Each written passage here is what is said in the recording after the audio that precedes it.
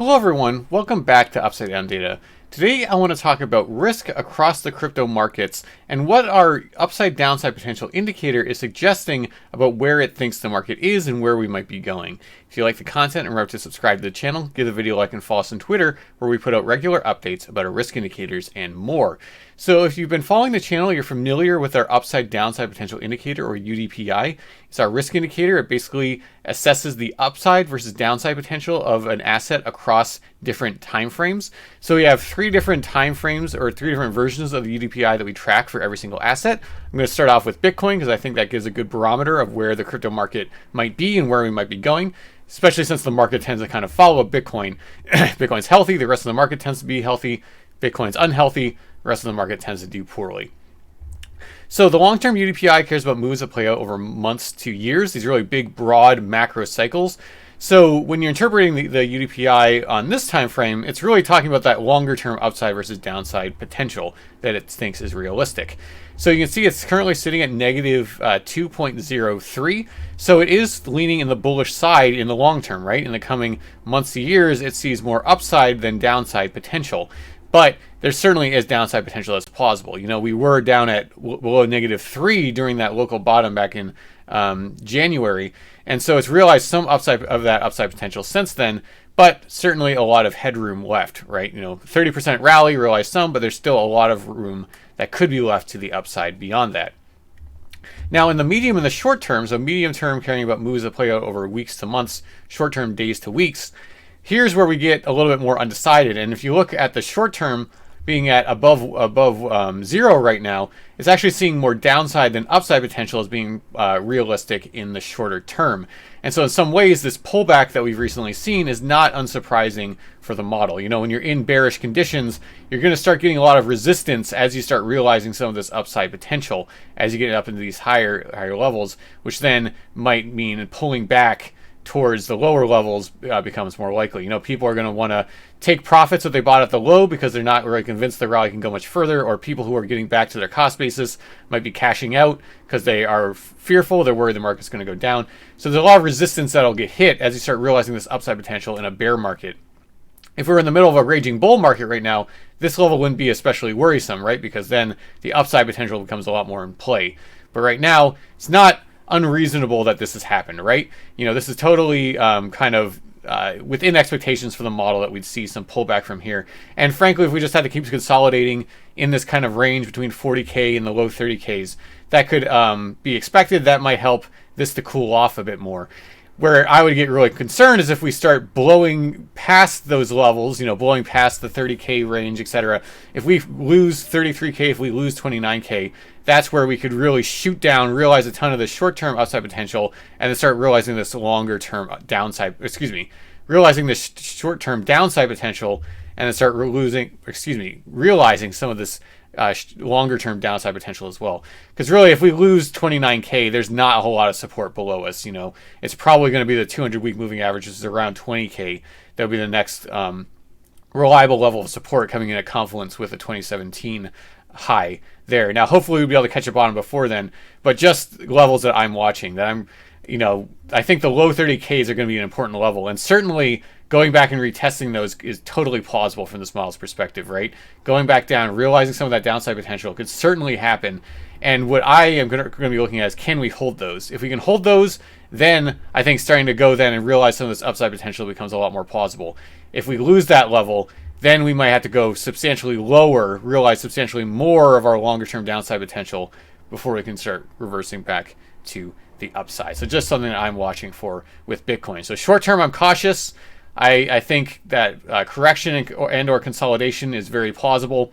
Certainly moves to the upside could happen, but I suspect that this is going to have to cool off more before that's going to be as likely. Anything could happen, but that's just my take on this. So if we're looking at Ethereum, we see a very similar picture. So again, bullish in the long term, considerably more bullish than bearish in the long term. But in the short term, it did see ETH as getting a bit overextended, right? We had over a 50% rally out of the lows in late January. And so we've really just chewed up a lot of that short-term upside potential. And again, being in bearish macro conditions, there's going to be a lot of resistance that gets hit. Makes total sense to me we're correcting. We might have to consolidate at these lower levels, potentially even correct further let this cool off before being able to go back up. And really what I'm going to be looking at is with Bitcoin and with Ethereum, can we start putting in a regime where we're setting in higher highs and higher lows, right? And what you might see if we start doing that is that the short term will kind of bounce back and forth, where we'll realize the short term, then we'll cool off, then we'll realize it again, then we'll cool off.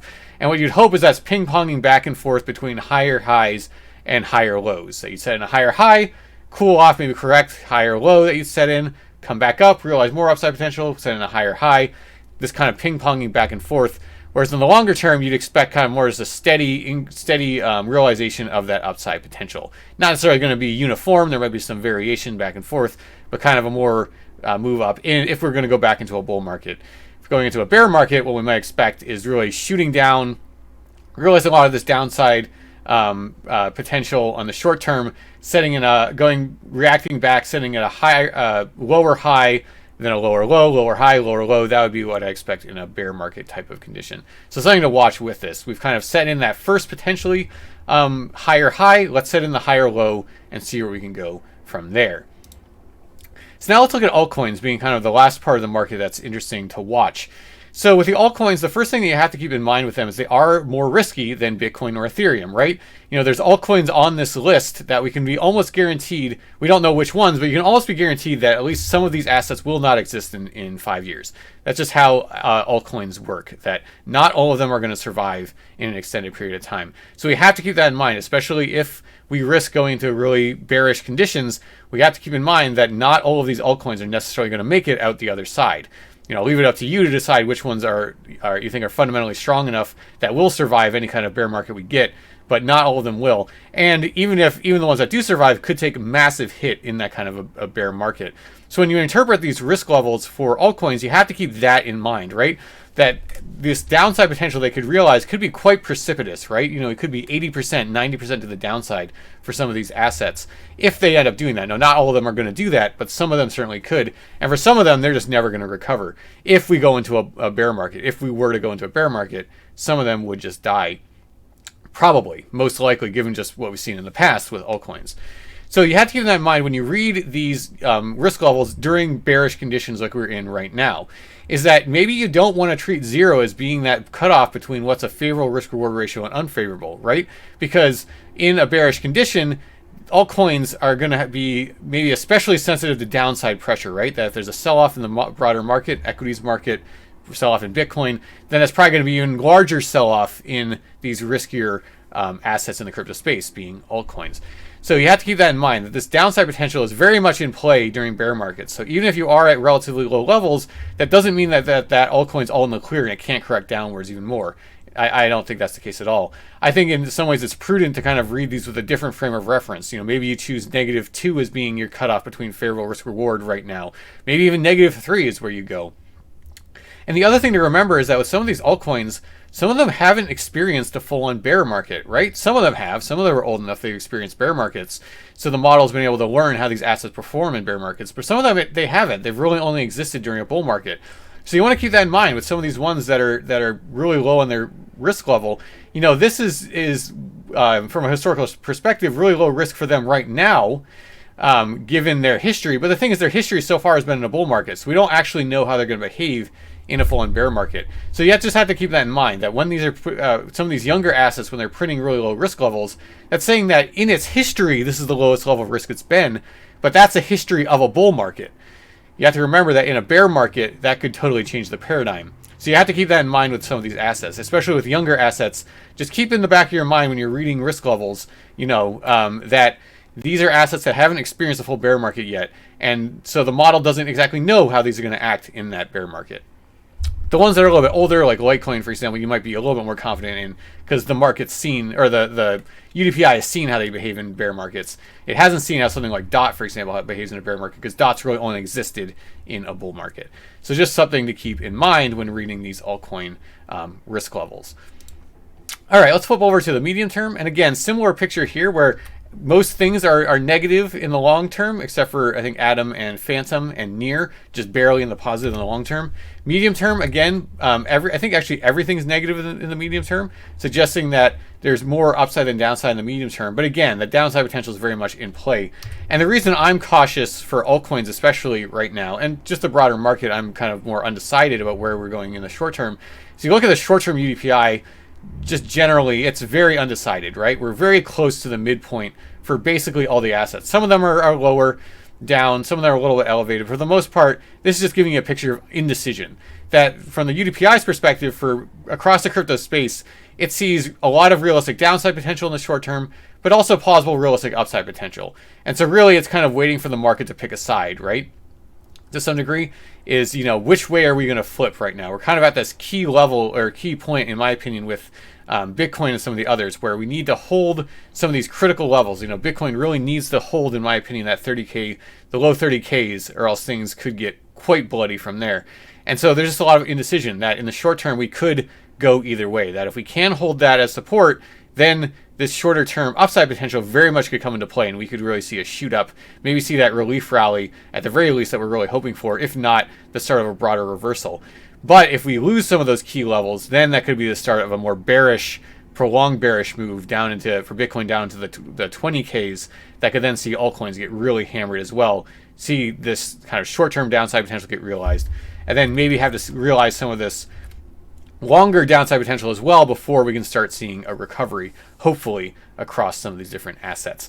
So my overall takeaway from looking at this data, my overall thesis, is that we saw a nice realization of some of that upside that we had been seeing back in late January. I put out a video back then where the risk levels were considerably lower across the crypto space for all these different assets, especially in the short term. And we did that. We ended up realizing some of that short-term upside potential, but unfortunately, obviously not as much as we all were hoping. We're all hoping that this would have been a sustainable rally, at least back up into 50K Bitcoin plus. Didn't quite make it that far. But now that we've realized some of that upside potential, now we need to just the UDPI is saying, okay, we made it somewhere up there. Can we keep going? We're gonna have to wait and see. That's what so it's undecided in the short term. So that's where I am currently as well. I'm thinking that it's totally plausible Bitcoin goes down and tests the lower 30Ks again. Certainly could happen.